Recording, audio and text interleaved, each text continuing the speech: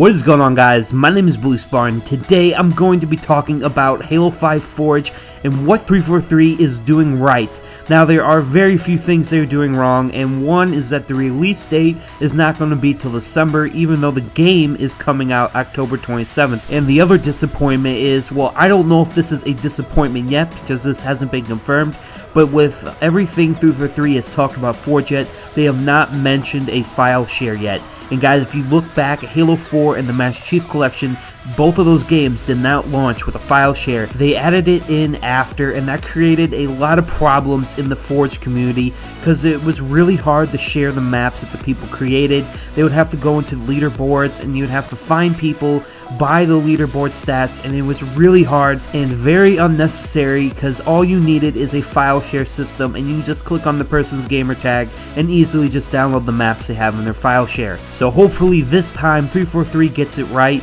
and when Forge launches in December, we will have a file share system. Now guys, if you remember back in the good old days of Halo Reach, Bungie actually had it down right. If you went to their website, you can actually download maps that would download to your Xbox 360, and you can actually browse on the Bungie website the best and top downloaded maps. And you were able to get some friends together and play those maps on your Xbox 360, which was really fun, and I really hope 343 includes something like this to Halo 5 Guardians. It really brings the community together and also creates a lot of fun with all these custom maps people can create in the Forge community. With that said, 343 is going in the right direction for Forge in Halo 5. They improved some basic control schemes that will really help you out when you're building. So an example would be when you're trying to move an object around in Forge, you now have a free camera so you can actually look around the object and get different angles instead of being locked on to that object. And I think that's a very useful improvement,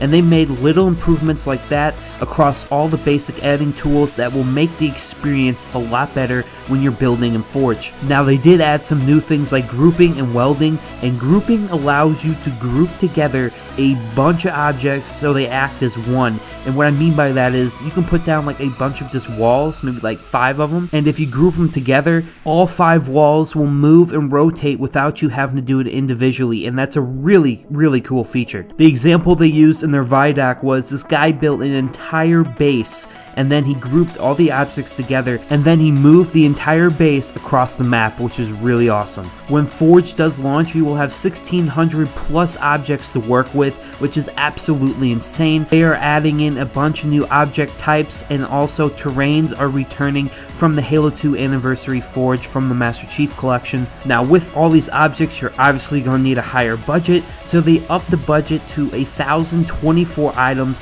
which is absolutely nuts. The possibilities are completely endless here, guys. You can build anything. We also now have a bunch of new lighting features that we didn't have in previous Forges. You can add general light to anything, or you can add light fixtures, and you even have the option to mess with shadows, allowing you to change how dark the shadow you want to be. They also put a lot of focus into colors this time around, so now all the objects have these color schemes with the option of 100 plus colors to mess with. Scripting is also making its return, which is probably the most innovative feature 343 has added to Forge since they've got a hold of the Halo series. There will also be 3 Forge canvases that will be included in the Forge mode.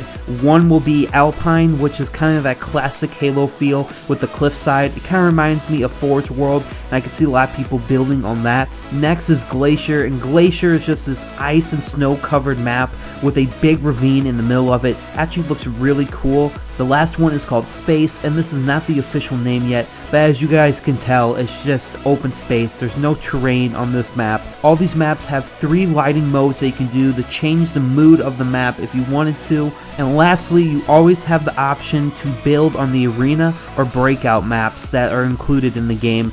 Unfortunately, you can't build on Warzone maps, but I think these big canvases really make up for that. So guys, that's about everything we know about Forge so far. Halo 5 is shaping up to be a great game, and very recently we just found out that the campaign will be 8 to 12 hours long. If you play on normal, I think this is the perfect length for a campaign. I don't want it to be too short like I think Halo 4 was, but I also don't want it to be too long. So anyway guys, make sure to drop a like if you did enjoy today's video. This is BlueSpartan, and I will catch you guys in my next video.